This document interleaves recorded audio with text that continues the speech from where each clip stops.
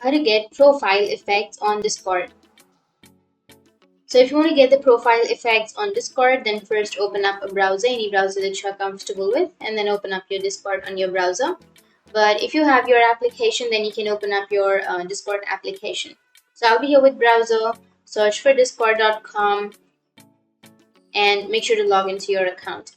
Click on open Discord and log into your account. Once you've logged in, now you just need to go for the bottom left, which has that user settings. Under your user settings, you will have profiles. Go for profiles. Under profiles, scroll all the way down, and here you will have this option which says try out Nitro.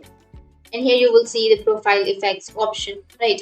Here you will have profile effects. So in order to have the profile effect option, or in order to work, then you just need to have the Discord Plus, or you need to have the Nitro subscription.